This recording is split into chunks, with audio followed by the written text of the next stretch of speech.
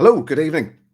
Welcome to another Jim's Monday Malt Samples. This is the first of a couple that I want to do in November. So, yeah, I'll speak to you in a minute.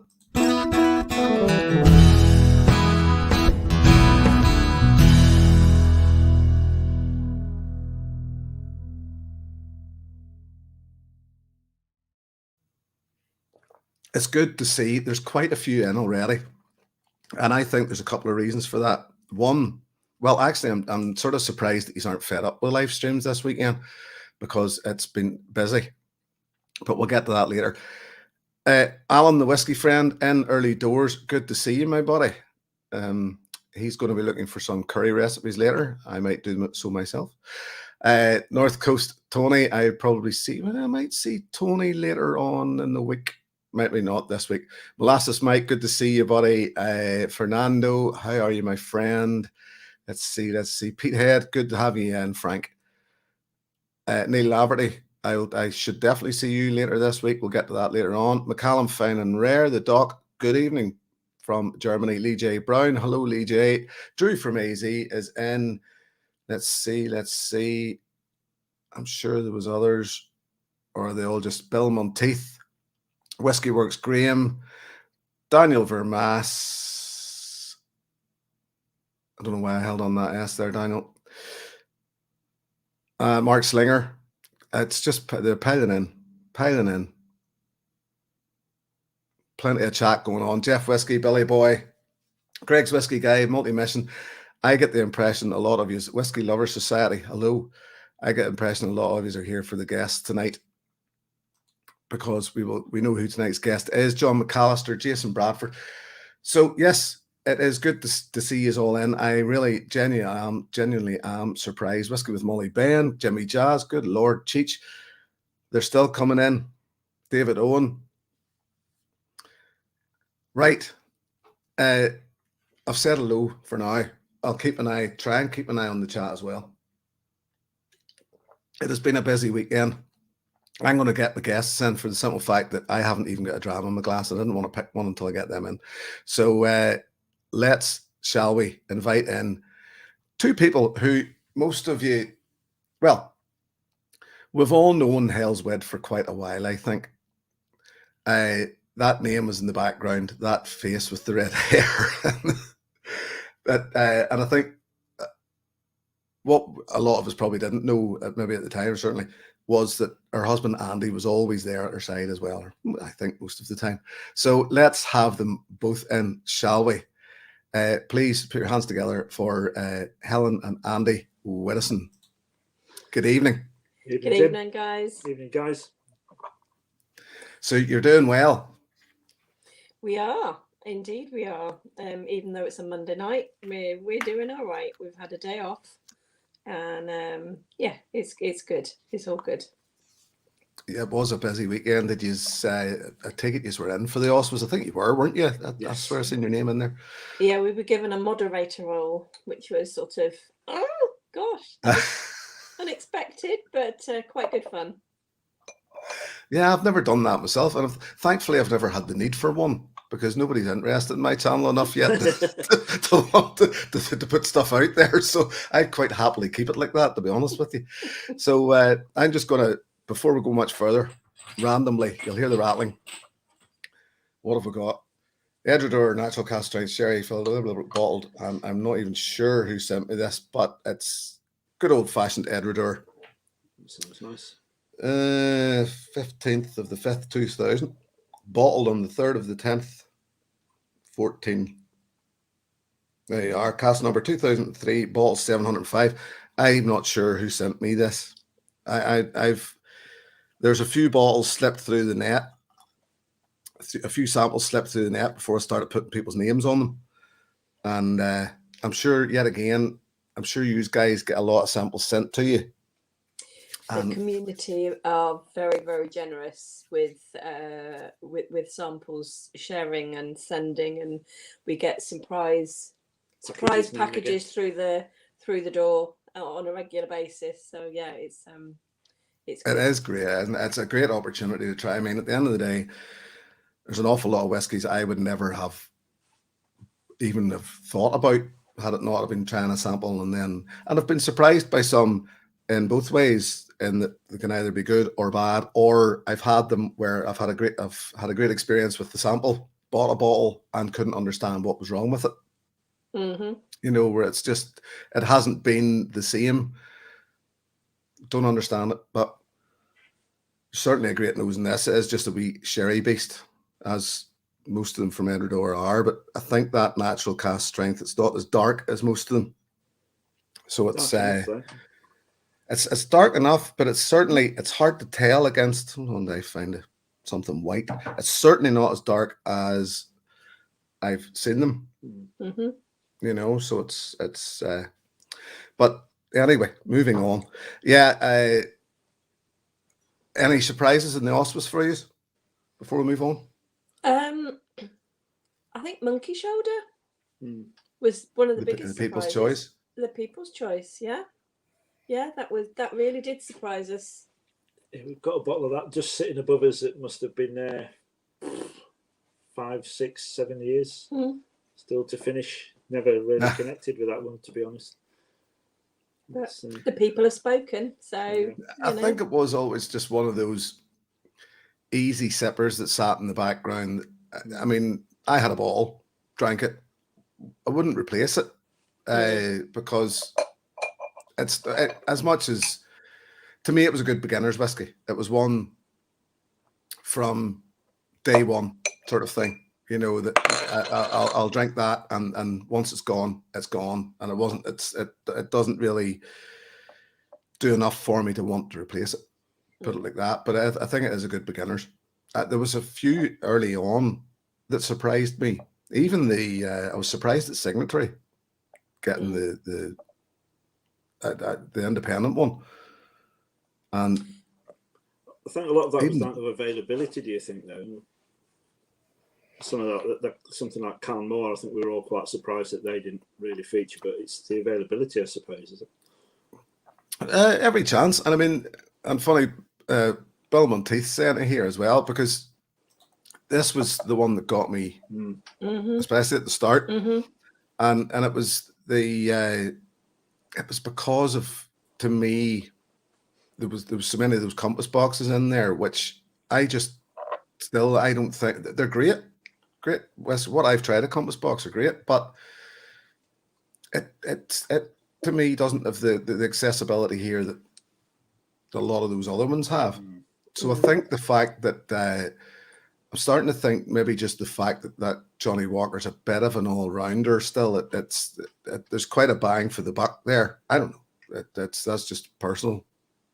We're big Douglas Lane fans, so we've got Timorous Beastie, and you recently won a Big Pete, didn't you? Yeah, Halloween Big Pete. Big Pete that he hasn't cracked open yet. So we were quite surprised how the fact that they didn't do as well.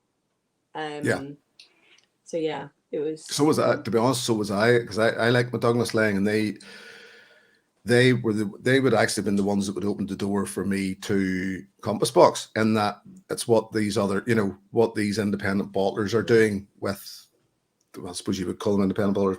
And so I was surprised, actually. For me, it was between Douglas Lang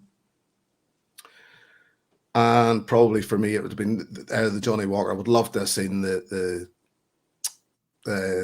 Cutty Sart taking it just for for, I think just for the price, for what you get for your money in that bottle. Serious bang for buck, that. Yeah, you've introduced a few people to that one, haven't you? Yeah, through the CO's bits and pieces. It's just one of those that sits under the radar. But it seems to be I think they're introducing a 12-year-old, aren't they? So I think it's getting a little bit scarce. Right, I never noticed that. And I know the La Martinique group are sort of, it'll be interesting to see where they do take it since they took it over, because it was just something that as you say, sort of hit under the radar there and didn't really listen. Enough of the auspice. It was great. But let's just get away from it. Where did your journey start? When did your journey start? Roughly. Andy used to be in the Air Force, and one of his work colleagues was a real whiskey geek many years ago. And he introduced me originally to Lefroy, or as I used to call it, leapfrog. And it got the hook, and I just loved it. It was smoky. There was something about it, and I really sort of fell in love with it. But then I moved on to, Southern Comfort and Archers, and all the girly drinks really. And it wasn't until a few years ago sort of we discovered whiskey again. But for you, it was Bunnahabhain 12. Yeah, by the same guy. You gave me the Lefroy, and I was just like, nah, not for me. So he said, "Oh, I'll try this. It's my other favourite dram." It was the old-fashioned Bunnahabhain 12, and I was just hooked. But it's something we've always had in the house. I had a few years being teetotal due to ill health, and yourself pretty much the same for a few years, didn't we? But as Helen said, it was going to the Lakes Distillery, I think about 2014, 15. We did their basic tour and had a whiskey and thought, God, we've missed this. And it just rekindled our love for it, I think. And did you use about the same as myself, where it was sort of the community then? You noticed this community going on in the background that sort of dragged you in. And it certainly, if you're anything like me, there was no kicking and screaming involved. It just seemed to be, you seemed to go in open armed to them. Yeah, I think to coin a phrase, we used Roy Aquavitae very much as the oracle of what to look for next, and what to try next. Is it safe to try this? What's his recommendations, and then started opening up to the big whiskey community. And obviously we met yourself through Roy doing Is It a Speyside, and just built it up from there, and just doing virtual chats. And obviously with lockdown and everything happened, we haven't got anywhere local to no whiskey clubs, and certainly no whiskey shops around here, so it's all virtually online. And but yeah, it's been a journey, hasn't it? It has been nice this year to actually get out and meet people. We did a COs thing just before we went to Islay, wasn't it? So we got to meet a lot of the CO guys. Turned up. Frank came over from, he was on his trip around Britain. Yeah. So we got to meet him, which was absolutely wonderful. And all the other guys, Nick, Anthony, Nicky, Nick Gascoigne, so many. Tom, so many of them Whiskey that were there. It was a very messy night, but it was good. Sorry, it's because that was something I meant to mention, and you were big players with the CEOs. And funny, Luna Aaron is in here. Good evening, Luna. And Luna said the same. Something about this the famous CEOs in the house. Because you guys, I think, are up there with Anthony and Nicky. That people recognise you. Anybody that's in that CEO group, obviously knows you well now. And it's just one of those things. Personally, I've been there. I'm actually a member of the, but it's just trying to split yourself sometimes into so many, to try and hit them all. Yeah. You could spend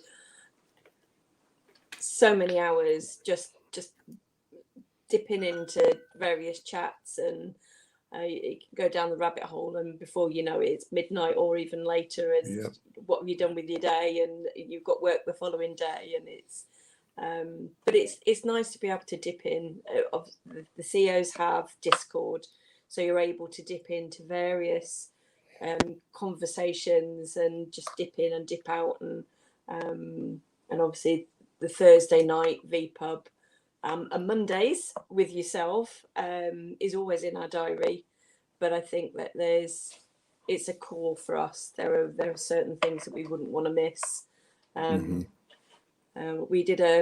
We went to watch a drag panto last night with some friends, and almost missed Roy's lock-in for the first time Sunday, first time ever, and it was like, no, we've got to get back for Roy. Is he still on? Because I must have missed just because I left about 10:30, and it was one of those things that what what a lot of people didn't realize was that after the after party, Roy logged out, but he didn't log everybody else out. So he left, and who else was in? Was Shayla there, and Alex was there. But anyway, he didn't log everybody out. So myself and Ralphie and Andy, the malt box, were sitting there looking at each other, and it was a case of, we better start talking, I suppose. But it wasn't live. They'd basically taken it off, so it wasn't. And it was an absolute pleasure, because I'd never actually spoken to Ralphie before. And because he was so quiet during the whole, he is just, I get the impression that he is quite meek, and doesn't want to have anything to do other than talk about whiskey. But I got the impression that he sort of was just letting Roy take it, and pretty much guide everybody through all of this, and which was fair enough. But once the cameras were off the Untitled, and once the chat was gone, he became Ralphie again. He was ranting and raving, and it was great to just sit there and get a chance to chat to him. And Andy is a legend as well, Andy Maltbox, in my opinion. So it's been one of those weekends, because I did the live with Ben on Thursday, then the Oz was Saturday, then Roy's lock in last night, and I knew this was coming. So tomorrow my liver gets a break until Friday. Yeah, exactly. When we've got Whiskey Social in Belfast now on Friday, so that's it. All starts again next weekend. But hey, I ain't complaining. No. It's such a good thing, and as you said, especially during lockdown, it's just been a godsend, really, hasn't it? I was going to say that, actually, because I think a lot of us found a solace in it. And I was busier doing this then because it was easier for me, because I wasn't working. And then once I started working again, it just this had to fall to the wayside a bit. But did you use, what was I going to ask there? I mean, was it all, were you leading up to, I suppose in lockdown, you're like the rest of us, you got to meet these people online, and then you could sort of, that was almost a guide to you as to where to go whenever things started to become available again. Yeah. I think we're still very much in our comfort zone. So we still, it's the COs, it's connecting with those people that we know from the barflies, and from yourself. The opportunity to meet others locally is pretty difficult for us. And sort of the bigger tastings, we're still a little bit when it comes to big crowds. But I think next year probably we'd like to do some, proper festivals and proper tastings, maybe sort of in London and what have you. But at the moment we're quite comfortable where we are. And actually going and having a proper distillery tour. Obviously we've done the Lakes distillery visits numerous times, but going to Isla, and even before then, Glenturret and Deanston, they were a proper, first Scottish distilleries that we went to visit. And okay, we couldn't do a tour as such. Deanston, we did it at Glenturret. But it was the tastings was great, and it was just getting that feet outside the door and taking a little bit more of a journey that way. I don't know about you, but I found, I was in Scotland myself in July, and to me, I didn't understand how big it was. And that, even, I know people talk about Irish whiskey, but it's still technically a hobby over here. We don't rely on it in the way that Scotland does. And I couldn't believe it whenever I got there, how much it is one of their biggest exports, and they do rely on it. Yeah. And it's by no means, as I say, like for us, and it's great to see English whiskey really, really getting the wind behind it now and starting to become a thing. I would say starting to become a thing. It's been becoming a thing for the last few years, but it's really gathering speed. But I don't see any other country ever being like Scotland, and they rely on the money coming in. Mm. Mm. They've got so much history behind it, hasn't it? They and the new distilleries that we visited, we went to Ardenhoe, and that's just a stunning distillery. And the way that they do things, and Glenturret, really going back to old-fashioned values, that was great to see as well. As you know, when the leak took it over, it was, well, gosh, what are they going to do with this? But they've invested to being able to take it right back to the bare bones, and let's do this the old-fashioned way. Let's be our selling point. Yeah, Ardenhoe must be next year, is it? They're starting to release. Would it be? Yeah, he was sort of umming and ahhing, wasn't he? When we did the tour, we were lucky enough to go around with the head distiller, the sort of head honcho there. Very, very approachable, very focused, wasn't he?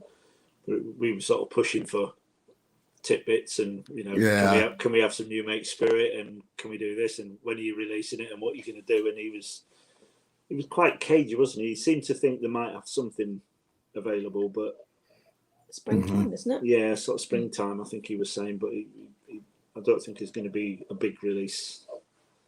So it'll be sort of like the new, like sort of vegan and stuff like that. It'll be quite limited initially, and then hopefully something a bit more a bit later on. But it's summer. I haven't been to Ireland myself yet, and it's summer probably next year I'll be looking at, because I know there's guys chatting about coming over here, expats from here, talking about coming over or coming home for a visit, and would go over to Ireland also. Yeah, I'd be looking forward. I've been looking forward to again, because as Greg said there about Speyside, and it literally, I couldn't even, I knew on a map, or knew from looking at maps, that there was a distillery around every corner, but I did not realize until I was there just how busy it was with distilleries, and I was blessed, I've said it before, to have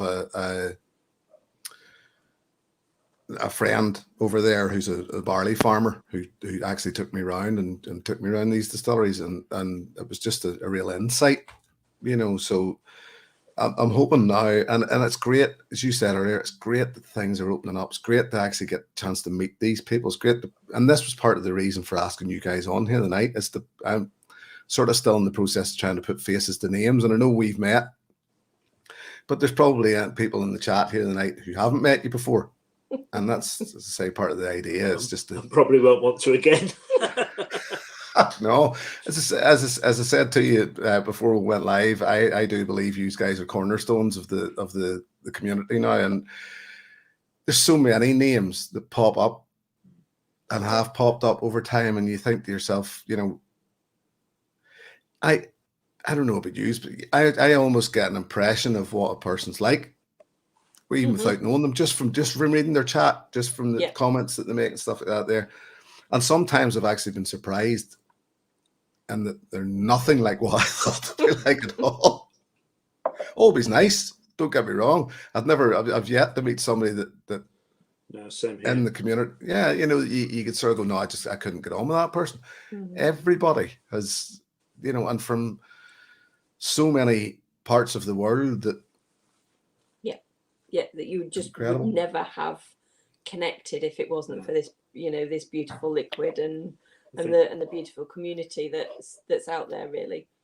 That's the wonder of it, isn't it? I think that's the magical thing about it. It's not just the magical juice; it's the magical people that go with it. And as you say, we get to meet anybody that's sort of put a backup, or we've fallen out with, or everybody we've talked to has just been fabulous. Or the few that we've met. Obviously, got the guys and the CEOs. When we went up to Scotland, we stopped in Paisley for a couple of nights, and we got to meet one of the Barfly guys, Peter Lee, such a generous guy. And we met him through Facebook and through the Barfly chat initially, and then spent the day with him. He took us to Glenturret, and we spent an evening in his restaurant and what have you. Just such a generous, warm-hearted guy, and his family was lovely as well. And he just felt so welcome. other than talking to him on a computer, you've never met. I know. I don't even think we'd seen him face to face, had we? On a screen, it was just purely through messenger chat. Mm-hmm. Yeah. So, but and to just be welcomed straight into someone's home like that, it was just fabulous.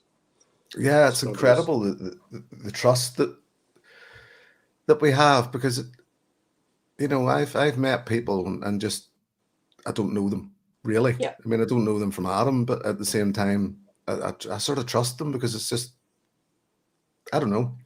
But and like I mean, I've actually still people over here because Northern Ireland is quite a small, in the scheme of things, whiskey community. It's obviously bigger than I know, because not everybody, they're maybe part of a live community. They don't know that this exists still. And but what I found funny, I actually had somebody contact me recently. Just it was on one of my reviews and said that I can't remember about something that had a dram of this in one of my locals. And I asked him then, are you from Northern Ireland? He says yes. And I says, the next time we're out, we'll get you out for a drink. And he says, look, I don't know an awful lot about whiskey, but it'd be great to come along. And it was like, we will drink Jamesons and Guinness. Yeah. It doesn't, we'll talk about good whiskey, but we certainly won't drink it while we're out, for two reasons. One, it's too bloody expensive. Yep. And two, it's not the place for it. It's, it's when you get together like that, you get together for a chat. You're not getting together to sit and break down whiskies and discuss how great they are. Now, in fairness, somebody buys me a great one, I'm not going to turn it down. But at the same time, I just don't think it gets appreciated. There's a lot of them don't get appreciated in the way they could when in that situation, That's very true. Yeah. It'd be nice to do a proper club meet where you do sit down and you do write your notes and you do compare, and we have done that virtually, haven't we? But to actually do it face to face with someone, I think that would be nice. But we're going to have to do a little bit more research as to. It's a travelling, I think, isn't it? If we're going to do something like that, then we need to factor in being able to stay somewhere as who's going to drive. Who's going to drive? Or if we're not going to stay, who's going to drive? So obviously, when we can't drink, so. This is always the problem, isn't it? It's getting from here to there and back again, and just and I think there's so many occasions probably missed because of the logistics of it. And I would love to. I mean, I know Anthony and Nikki had a plan coming over here before lockdown. That all fell apart, and just. But I definitely have this dream in my head that one day we'll all be in one big room together. Well, the invitation's always there that when you do come over to England again, then our door is open. There's a spare room and there's a curry in the stove. Thank you very much, because I have been told that. I mean, and it's come up more than once in here tonight about the curries. So while we're on the subject, Andy, I believe you're the chef. Yeah, quite a long-term hobby, wasn't it? I sort of fell out. Again, it's like whiskey. I think I've sort of did it for years and then fell out of love with it, mainly because of the faff and work. And now a few years back, I was made redundant from quite a long-term job, and sort of rediscovered it again, mainly for something to keep me occupied while I was looking for work. But then I've taken a job where I'm not in such a high stress environment, what have you, and I've got the time to give back to it, and I've sort of rediscovered my love for it. And so every Saturday night's curry night. I've now branched out into Chinese meals as well. So I've been trying my hand at. I prefer his Indian curries. We actually had a takeout on Saturday, a takeout Indian for the first time. God knows how long, 3 or 4 years, and it was. Without sounding blasé or blowing my own trumpet, it was vile. Right. And it was from what was our favourite restaurant, but even you were disappointed with it, weren't you? It was. So I've cooked curry tonight. We've had a do piazza tonight, so it was So my palate's completely shot. Was this something that came prior to the Air Force, or was it something during the Air Force, or was it some? No, it's post Air Force. Right. Air Force. It's post Air Force, isn't it? Was that about, I don't know, sort of 10 years ago? I Right. sort of started. I discovered it. It was just, I don't know what made me get into it. It was just someone said, "Oh, have you tried cooking your own?" Mm-hmm. Just the only reason I asked that was I used to, back in the early 90s, we used to play around a lot of the Air Force and Army bases here in the band, and the food was always incredible. We were lucky enough that, because we were sort of coming in as we're guests technically, even though we were working, we were playing, but and most of these were the summer balls. It was the big events, and the food, we get treated like royalty. We couldn't believe it. Never had to buy a drink, and the food always just blew me away. And that was why I was asking that. Maybe I thought it maybe a bit linked, No, I was a technician, unfortunately, in the Air Force. Wasn't not a cook, but I don't know. Well, there's nothing wrong with that. No. It's just, I use it as me time, because it's just normally me in the kitchen by myself, isn't it, for half an hour doing the prep and then cooking it, and I'll just zone out. So maybe put some music on and just zone out and have a whiskey and just chill. See, it's one of those things. As you said, that's what puts me off it. It's the faff of it. I enjoy cooking, but and I enjoyed it more when the kids were younger, because now it's just, when's dinner going to be ready? Are you not finished yet? When's that? And that's all I'm getting at my back, and it's like, look, just chill out. I think that's the beauty of what we do with the curries. I cook what's called British Indian restaurant style. So if you were to go to an Indian restaurant, you're obviously not going to get cooked a meal from scratch, because it would take them hours. So they use like a base sauce, and then just throw whatever spices and whatever ingredients they want, whatever different curry you've ordered. So we have everything. I do like a big batch of base sauces, and that's in the freezer. So we just take one out of the freezer, cook some chicken up, put whatever veggies if need be, and throw the spices in, away we go. Normally I have a bit of prep meal on the table, 3/4 of an hour. So it doesn't take long. It just sounds daunting when you first do it. Sounds daunting, and I think the fact that they get so well presented, that's the thing. I mean, when it looks, I'll be starving on a Saturday evening. I've been waiting, and he goes, "No, can't eat it yet. I've got to take a picture." And I'm like, with my knife and fork or my spoon, and I'm like, chopsticks if it's Chinese. Chopsticks if it's Chinese, and got to take a picture. It's got to be done. Sorry, I just moved on there just while we were chatting. This is chapter 7. This was Lee J. Brown brought me this. Chapter 7 Chronicle. Isla Single Malt from 3 first fill bourbon barrels. It's an 8-year-old. We're still on that. Oh, that's that Carnmore. Oh, there you are then. We were just discussing this prior to going on. Yeah. That's fabulous. We love the 10-year-old. Again, Roy introduced us to the 10-year-old through him evangelising about that, and that's a fabulous value dram. When we saw this when we've been to Glenturret in Crieff, wasn't it? At Jail Gill, and we just thought, oh, it'd be nice to take something over from there. And £40.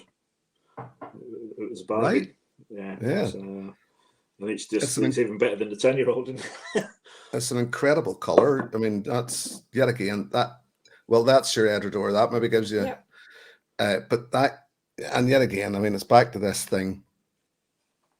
I like to see whiskey that colour. Certainly 7-year-old whiskey that colour, because that's the colour it's going to be if it's coming from bourbon casks. We know that, but it's just getting that across to the producers that still want to colour it for the purposes, and I understand why they do. We all understand why they do, but I just would prefer it if they didn't. Absolutely. I'll second that. Yeah, absolutely. I'll second that. That's all lemon and orange and citrus and peat and glue, which I quite like. but that's as in that come out wrong. Do you like the smell of creosote? I love the smell of creosote. Me too. Tarmac and creosote. Tarmac and yep. Yeah. And even, I mean, I've come across before the smell of I can't remember, there was one whiskey reviewed, and to me it wasn't like anything specific in a petrol station, but just like a petrol station. And I love that smell as well. You know, it's industrial smells, I think, just in general. Yeah. We found that with Leadjig, didn't we? Leadjig 10. You've got that germaline elastoplast sort of smell, and then you've got like the dirty garage floor. Well, Helen said it with the Lafroig, and about that Lafroig 10, which I just happened to have reviewed this week. It'll be out on Wednesday because I hadn't actually reviewed it before. I don't know why. I just managed to bypass it, but I just find it. I understand why people don't like it. I fully understand why people don't like it. I just find it interesting and different, and I think the fact that I never was really put off by peated whiskey helped, you know, that moving forward then, because this year's class, this. It was just one of those things at the time for me was just too overpowering, I think, wasn't it? And I've come to love it now. So I think as you get older, your palate changes and what have you.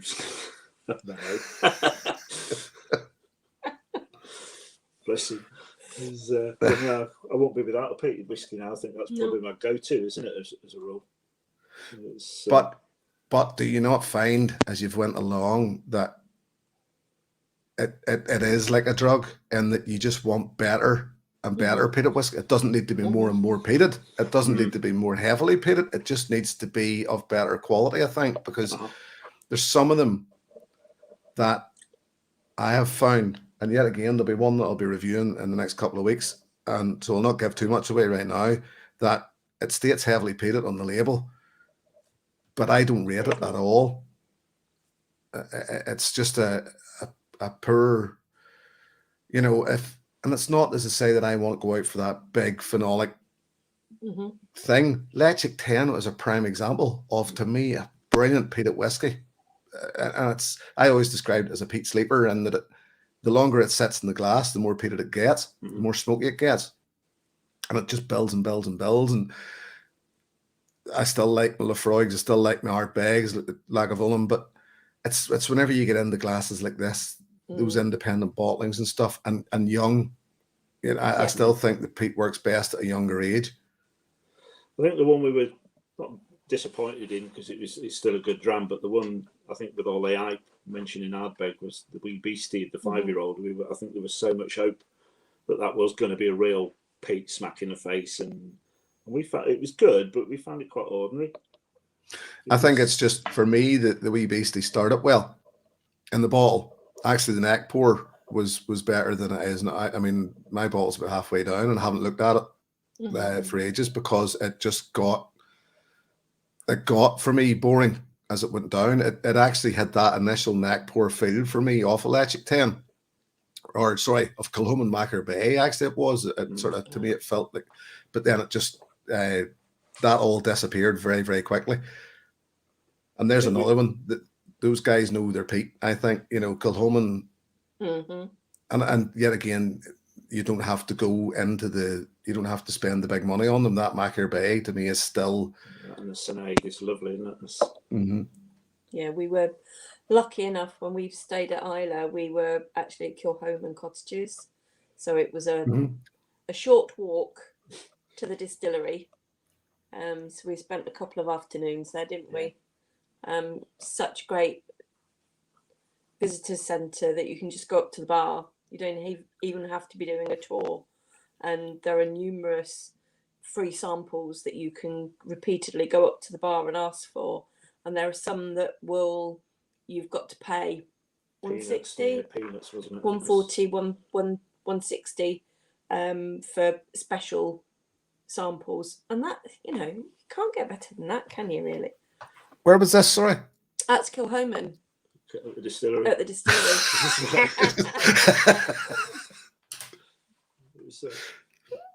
definitely had summer. Pause, were they either? Really? But they were good pause as well. So you sat there. I definitely hope roaring fire, and it was great, wasn't it? Oh, brilliant! Next year, Isla and Campbelltown. I still haven't got to Campbelltown, and I was supposed to go to Campbelltown last year, and that was all called off. We did a sneaky visit to Campbelltown, so we were getting the ferry to at Craig to go over to Isla, and we got there early. We'd heard that there were serious sort of problems on the roads, and to sort of really set off early. So we had about an hour and a half.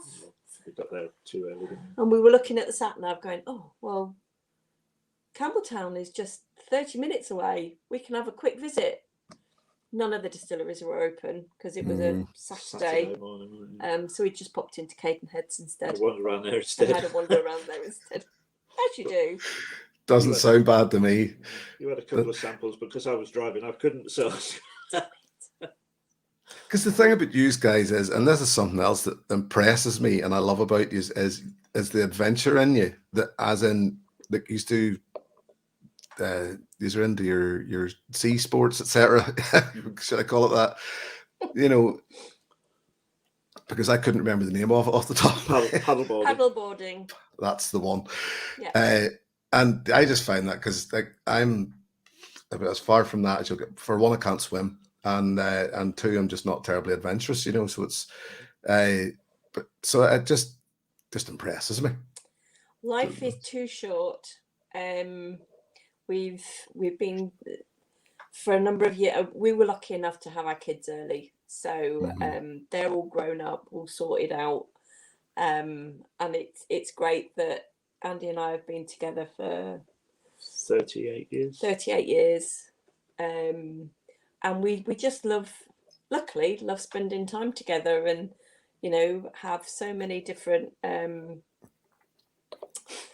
Yeah, no, not that type of water sport. Yeah, thank you. I expected that from Menno. Yeah, I was expecting it from Menno. But it's just great that we can do things together. But when you're paddleboarding, when you stand up paddleboarding, Andy could be at the top of the lake, and I could just be, messing about, doing stuff, or just stretching out in the sunshine and enjoying it. And it just gives you that peace of quiet. And we like walking up mountains and doing stupid stuff like that as well, and mountain biking, because life is far too short not to do. But it means there's always something for you to do, doesn't it? Really, So you're not shying away from. I mean, to say I'm not that. I mean, we certainly, yes, give us a mountain, we'll walk up it. Only because my wife enjoys that sort of thing. I enjoy it. Don't get me wrong. It's the kids. As I said earlier, ours are 13 and 10, and it's just my legs are sore. That's all we get from about 5 minutes in. My legs are sore, and it's just whatever. Well, that's just you stay here, and we'll see you in 3 hours time. Unless there's a pub at the top. At that age, you can't leave them in a pub and say we'll see you later. No, that's we took our 2 eldest grandchildren a couple of years ago to the lakes camping for the week. And when we got there, we hadn't realised they hadn't taken any tech. So they didn't have any phones or iPads. They'd taken actually no toys, no books, nothing. They'd actually just literally rocked up with their clothes. And we were like, well, what are they going to do? They're going to be bored off their faces. But they just loved it, didn't they? They just took it for what it was. They were out playing in the forest and then in the grass and what have you. And then when we did a couple of climbs with them, didn't we? And they absolutely loved it. So we were really pleased about that. We were walking, we did Easdale Town, which is now Grasmere. And we were walking back into Grasmere Town, and our youngest, as he was at the time, grandson said to me, "Grandad, I'm bored." And I'm like, I hate that word, but it was, and we haven't heard it all week, and it was like pretty much our last day, wasn't it? And I said, "Why are you bored?" And he said, "I'm bored walking on this road. Can we go back in the mountains?" And we were just like, it was that he got it at that age. That was wonderful. So the next plan is to get him out in the water, isn't it? It's, let's get him out on the boards and get him out in the water. No, you have to. I mean, you do. You have to stay young at heart. Look, there's no denying it. So, and that's. I mean, that's the thing. I know they say that the kids keep you young. Mine make me feel old. That's the sad part about it. But it's and Lord forbid it, I never want to wish their lives away, but I just keep thinking to myself, another 5 or 6 years, they'll be able to look after themselves. Yeah, but the little buggers keep coming home. That's the trouble.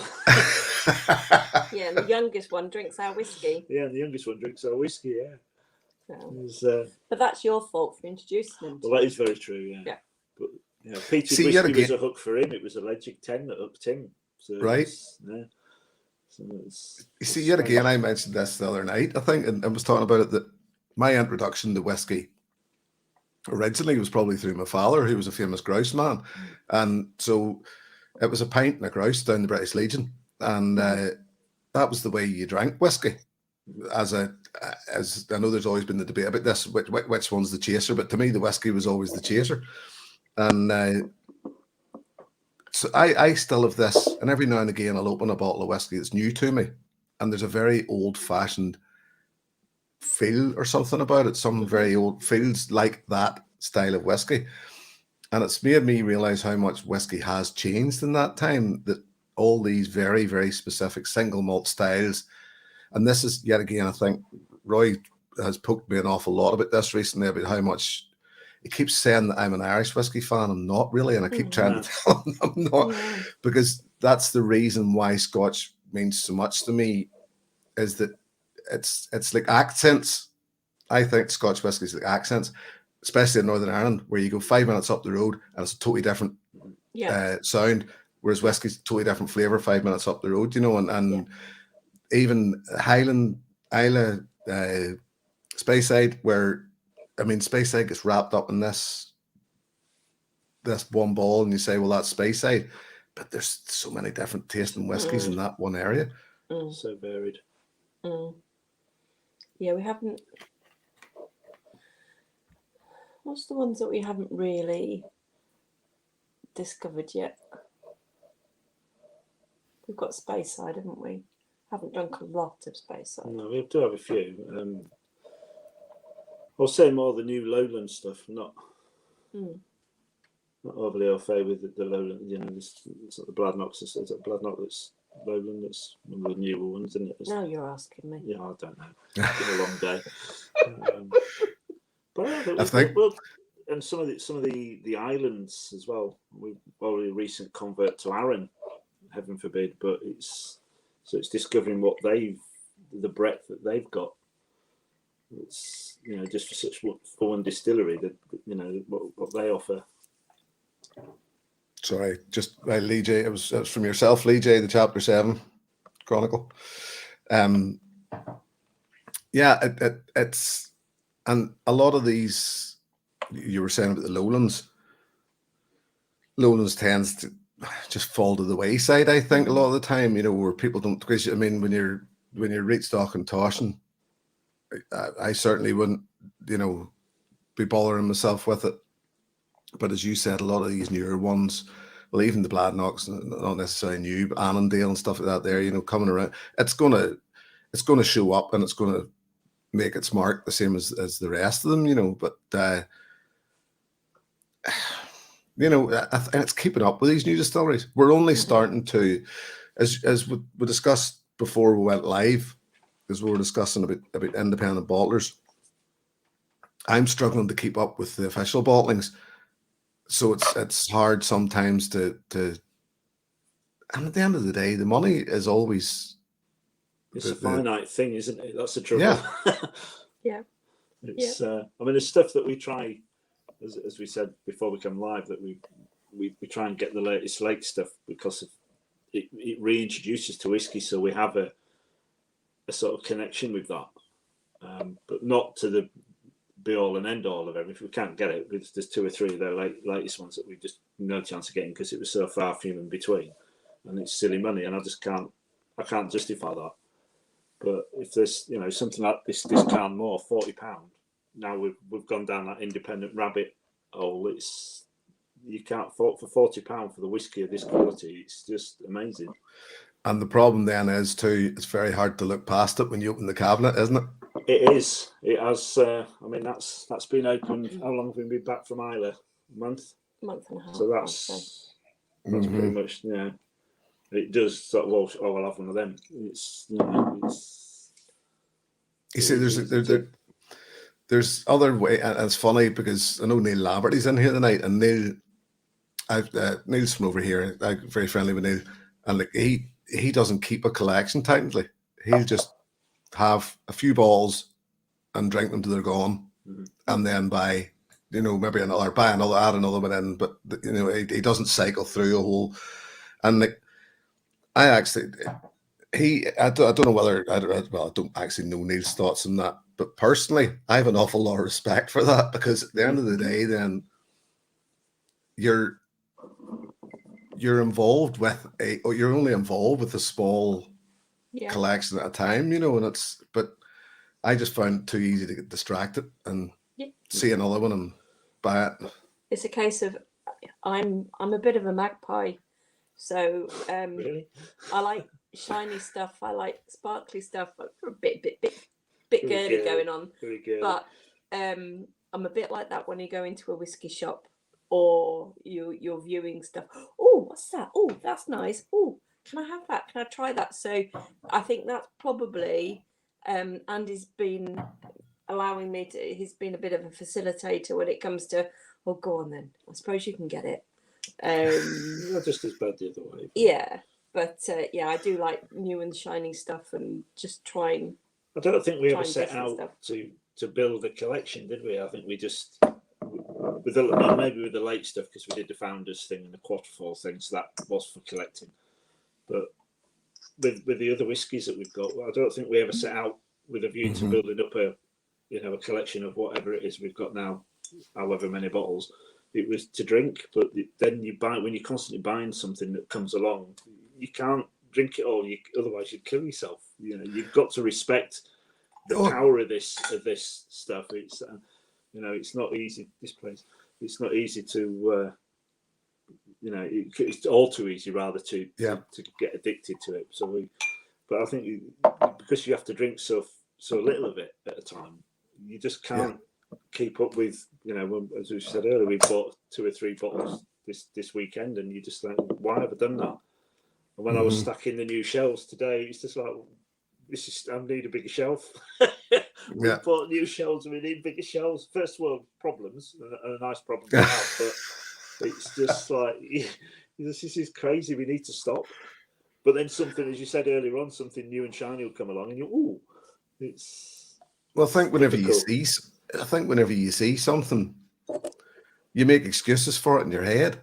That I'll maybe never see it again. And the first thing I do every time I go to buy a bottle, the first thing I do, and I'm sure most people do it, is I get my phone out, see what price it is on Master of Malt. I see what price, if this is if I see a bottle in a shop, and generally, if there's only a couple of pound difference, I'll just buy it anyway. As in if it's a couple of pound cheaper, because it's a case of I'll save me the hassle of having to go through. And there's sometimes I find myself a bit. I get buyer's remorse, not because the whiskies. I imagine the whiskey will probably be good even before I've opened it, but it's just that thing where I think to myself, damn, I just spent £300 there, and it's not like, I mean, that's me broke now for the rest of the month. A little bit like that. Is it a case of like you say, oh, when your wife goes, is that a new bottle? And you go, no, I've had it back in the cupboard for months. It's What were your excuses?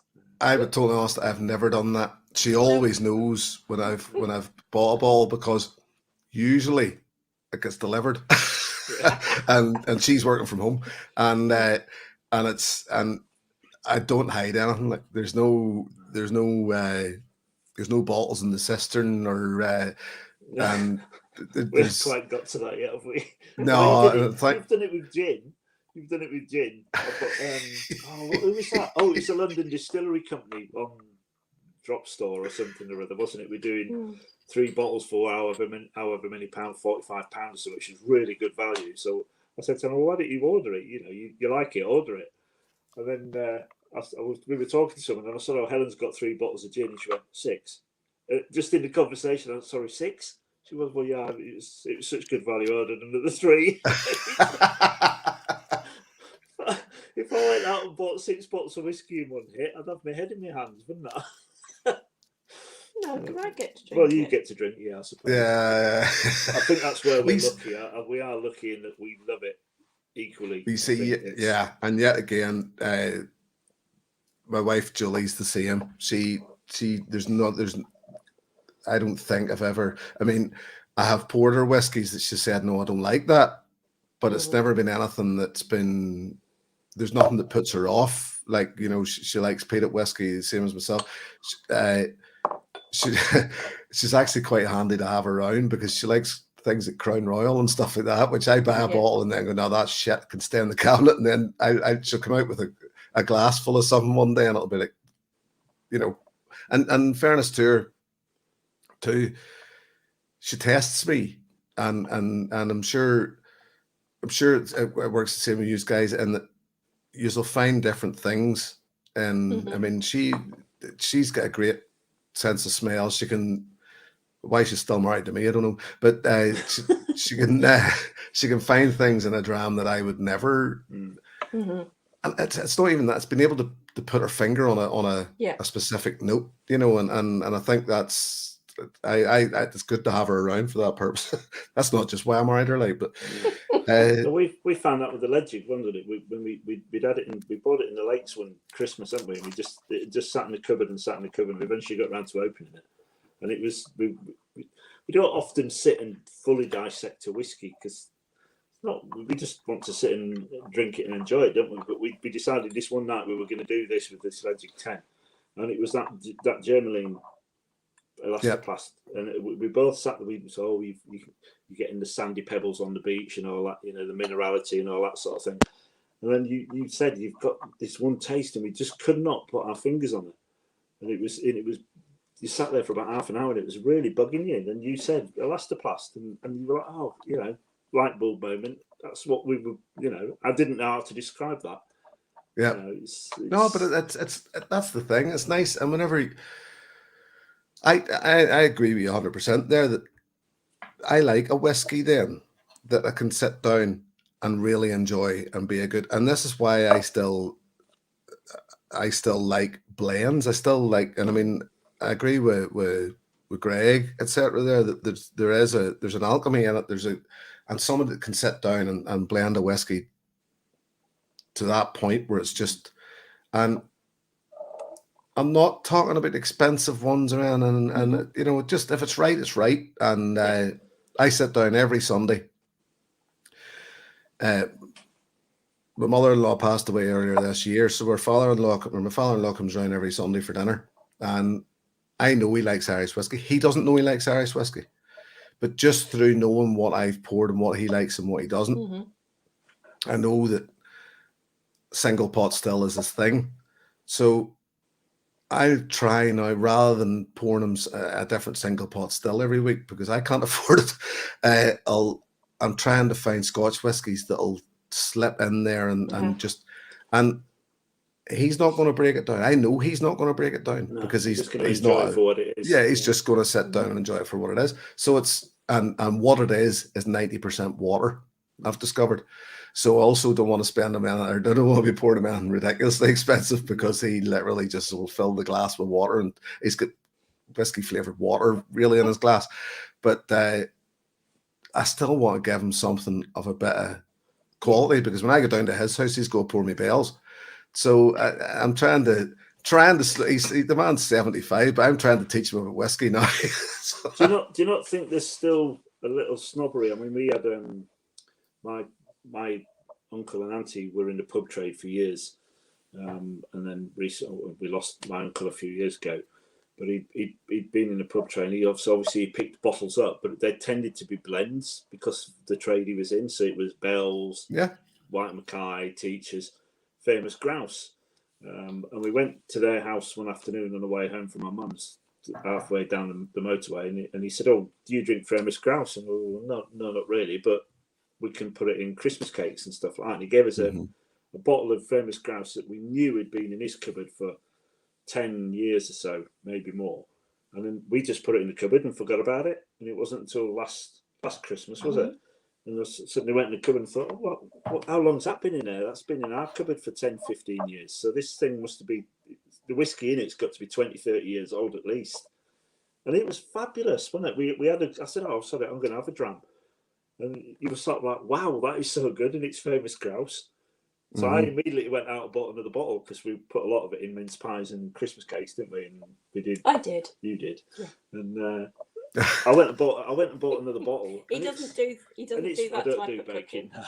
No. Yeah. But the latest bottle we bought was absolutely vile, and I'm thinking, well, how can it be? It's the same bottle. How can it be that different?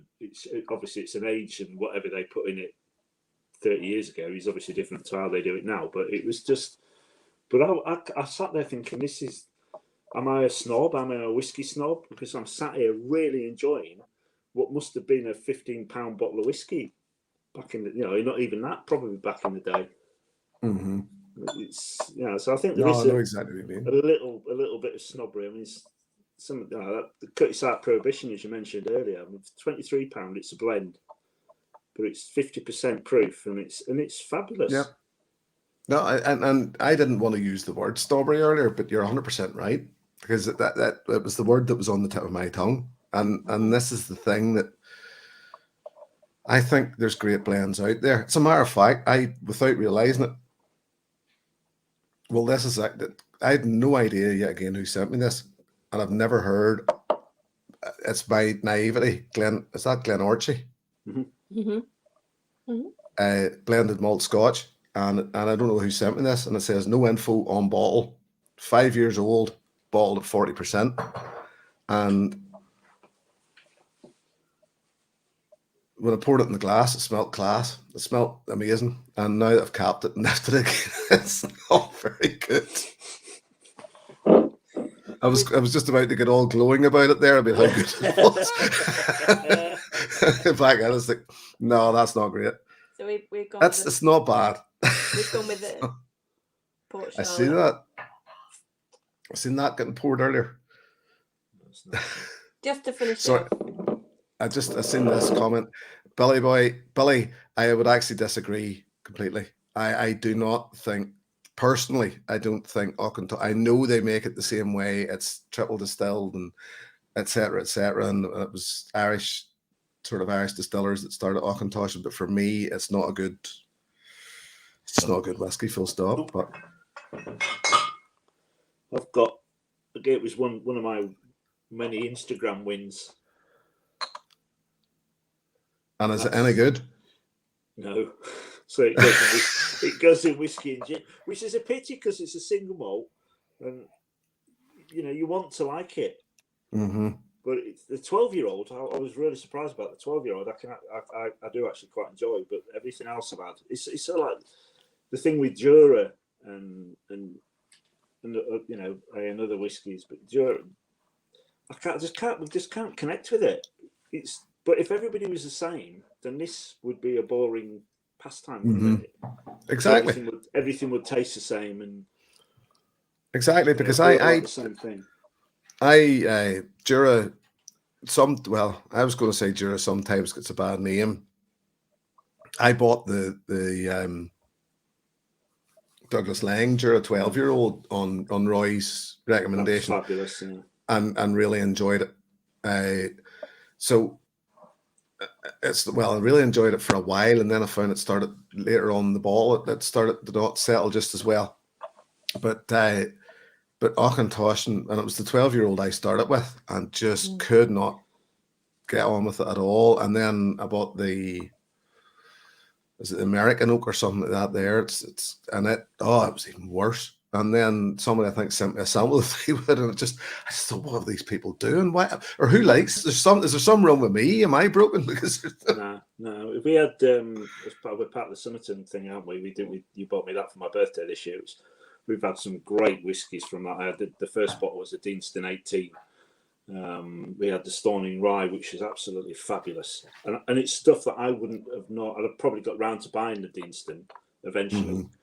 So we've had the Virgin Oak and the 12-year-old and the Kentucky, but it was one of those bottles. It's a considered purchase, isn't it? The 18-year-old, so you're going to get round to buying it eventually. The Stony Rye is probably something I would never have ever bought. so having that turn up, and we've gone through that at a rapid rate of knots, but we had the Jura 18 not so long back. So when that turned up, and you think, it's a Jura, we've actually killed the bottle, haven't we? We went through that at quite a rapid rate of knots, but that we shared a lot we had quite a lot of family come around once lockdown was released, didn't we? And that got opened and shared sort of through family. So you enjoyed it because of that vicarious thing that other people are enjoying it, and it hit the spot for them. But they sent, is it a 7-wood they do? They sent a sample with that Jura. Jura, right? And it's one of the few whiskies we've had where I was actually prepared to pour it down the sink. Yeah, it was awful for us. Other people out there obviously enjoy it, and that's the wonder of this stuff. It is all different, but not for us. And it sort of puts you off going out and exploring what they do have to offer as an original bottling. But we have found that the independent stuff does tend to be that little bit better.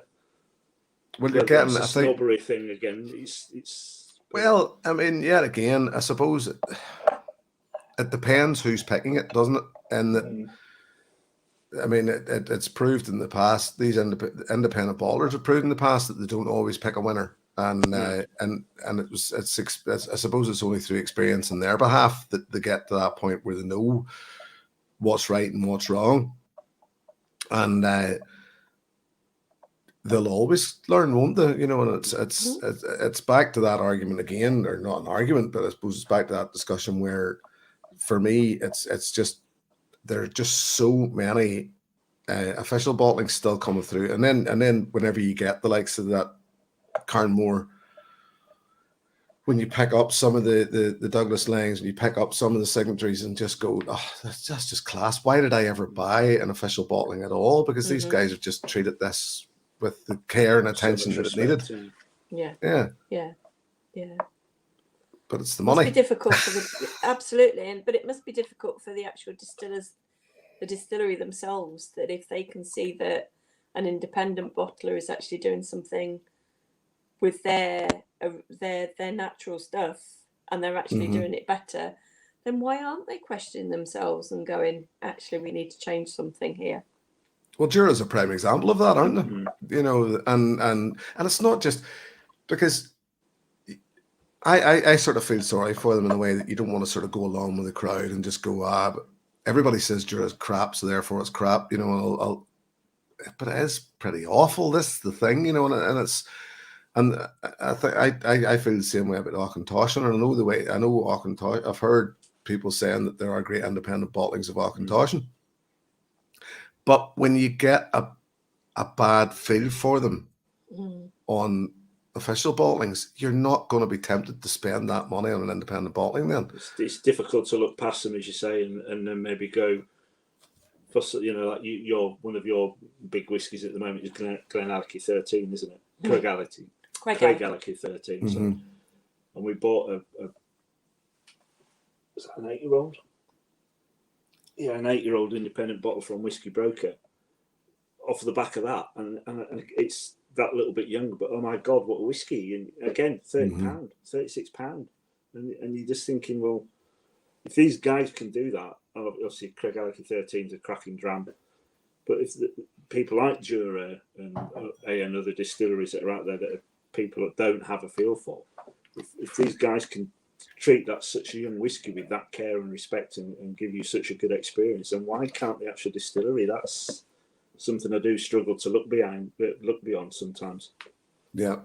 Can I actually say that Craigellachie 13 was my whiskey, my single malt that I put through to be the single malt, the best single malt, and because it was, to me, there was an awful lot of that in the Auspice availability wasn't taken into account for a lot of things, and what I actually said about the Craigellachie 13, that look, for the price, the availability, and the whiskey you're getting, to me, it was hard to beat. There's an awful lot of them try hard, but they don't, just because of the availability. Yeah. More so, and I'm like yourself, Helen, where I like a real dirty whiskey, and Craigellachie 13 to me just sums that up. Just hits the spot. We did leading up to Christmas last year. They did a number of free tastings and sent out sets, and one of them was Craig Alecky 13, and never had it before. And I sipped on it, and I immediately hit the buy button as soon as she said, "Oh, there's a 10% off mates rates. There you go." And I hit the button, and I brought a bottle, and we've not had an empty shelf of it. It's always had a spot on the shelf. It's always had a spot. We've been lucky that our local Waitrose, unfortunately, don't stock it anymore. They've stopped stocking it, but every time I went up, it was like £35 a bottle, and you're just thinking, how can you not buy that at that money? It's just an amazing whiskey at full price. It's an amazing whiskey, but at £35, you're just thinking, like, thank you, I'll have another bottle of that. And yet, to add 4 years to it, the 17 doesn't do the spirit justice. No, I think personally, anyway. No, we had that as a sample. I think we weren't overly enamoured. It's not. It's the price really rockets for the 17, and it's not. To me, it's not good enough to justify the price hike on it. I'm just going to trying to do this without breaking out all the good stuff tonight. That was the 8-year-old we bought, £36. Yeah, somebody mentioned. Greg just mentioned the whiskey broker as well there. So. Who was it who just reviewed that? Kevin Grant. Right. Kevin Grant and Whiskey just reviewed that. We sort of bought that off the back of that because you could allocate. And again, a lot of sulphur for me, sort of like the latest Kilkerran 8, sort of that struck match thing. Which I don't normally get, bizarrely enough, but on these particular two. But again, for £36, there's some whiskey. You see, strange. I don't yet again that sulphur note that you're talking about. I don't get it. I don't know. So many people said that they did get it, and I don't. No, when I opened that 8-year-old, that initial Kilkerran 8, that's the latest one. That was just. It was I can't drink that. I had to leave it for like 2 hours. It was just so prevalent, it's not quite as heavy on that as the Kilkerran, but it's there just in the background. But it's such a great sherry dram. It's just, and again, for £36, you can't go wrong. No, that definitely. And I mean, it's one I have in my cabinet, would always have there, and it's like Glencairn 10-year-old. All these. I think you would nearly call them new classics, or I would certainly call them new classics because they've got that.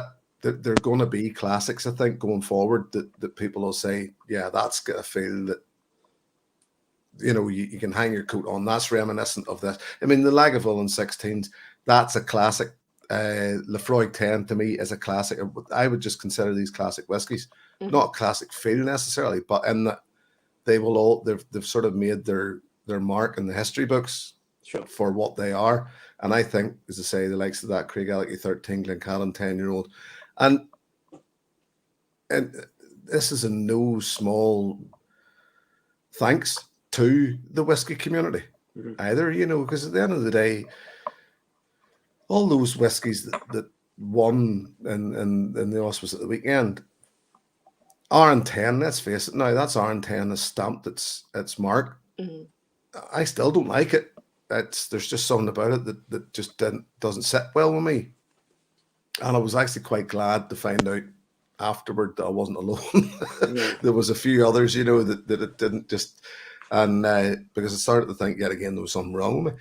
But the ones that we can't get our hands on, the Springbanks, the Kilkerrans, all that there's a reason why. It's because the distilleries just can't make enough to keep up. But these other ones, you don't want the Craig Alecky 13. I don't want that to get to a point where I can't buy it. Same with the Glencairn 10. We keep saying, a lot of people were saying that in the chat, weren't they, on Saturday? Oh, why not Glencairn? We're all going, shh, we don't want people to know. Shh, it's just one of those little hidden gems that you want to keep to yourself because it is such a good, Yeah, I was having a chat. I can't remember who it was with in the chat. And it was the same thing. Was it Billy? About if when it comes to Irish whiskey, I still love my single pot still, I'll always say that. But as he says, these it always seems to be about the redbreast, whereas Parr's John's Lane doesn't really get talked about the same, which to me is a far, far better whiskey, you know, and it's one of those things, same thing, just say nothing, keep it quiet, we'll keep it to ourselves. It's the prices are just rocketing up on all these whiskies anyway, so we don't want anybody else to know about it. No. The one we've enjoyed, Irish whiskey is not something we've dipped a big toe in, isn't it? But we've had the redbreast, and I'm not overly fond of that. It's not bad, but the one that we have really enjoyed was one we had at the Summerton thing, was the Sleeve League, which I thought, for what it was again, it's a blend, and it's not their own whiskey, but I thought that was, tore through a bottle of that and bought another one. It's just, you know, it's as I say, it goes back to that snobbery thing. I think it's just your big labels and your big names and your big distilleries. It doesn't always have to be that way. It's, you know, if you found an enjoyment in something that's cost you peanuts and is readily available, then why not enjoy it? You know, enjoy it for what it is. Definitely. Listen, guys, if you don't mind, we'll maybe wrap this for now, simply because I still have to spend some time with Mrs. Novice and the kids before they go to bed. But listen, I can't thank you enough for coming in. As I said to you whenever we went before we went live, I genuinely don't like asking people to take time out of their routine, simply because I know everybody's got busy lives. But the fact that there's so many people in here, and I always think that there's more people in when I have guests, so they're in for those guests, is the way I look at it. So I would say that most of these in here tonight are here for you guys, and that's the ripples that you send through the community, because yet again, I think these are just likable people. You've always got a smile on your face. You've always got something funny to say, you know, and it's appreciated. I think it genuinely is. So thank you very much. It was an honour to be asked out onto the world of YouTube and to your whiskey novice nook. So thank you very much. It's been a pleasure. So Sláinte. Not at all. And listen, thank you for coming on. Listen, stay in the background. I'll call back in a wee second, guys. Listen, once again, thank you very much for coming. Cheers, guys. Good night, all. Good night, all.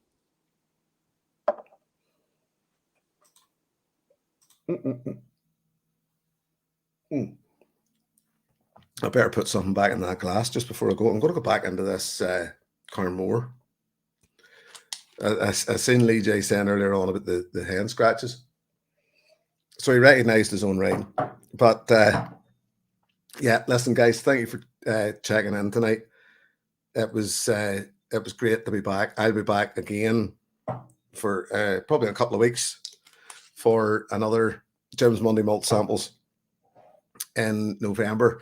The box, Jim's box, is still fully stacked. I do so as just so so as to keep it regularly refreshed. I don't empty it. Once I take 3 out, I'll basically put 3 back in. So whatever's in there, just keeps getting, so it's getting mixed through, and there's samples in there from all sorts, and I always look forward to them. I will be back in a couple of weeks' time. This week, before the week's out, and I know, as I said earlier on, I think Neil Laverty, certainly I will see on Friday, because it is Whiskey Social in Belfast this Friday, and really looking forward to getting out there again. Whiskey Social didn't happen last year.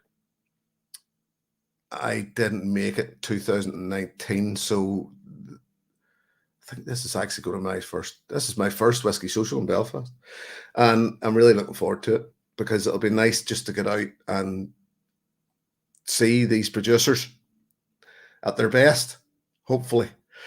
So listen, until I see you again in a couple of weeks' time, thank you very, very much for joining me. It's been a pleasure as always, and I will see you soon. Cheers. Here's your good health.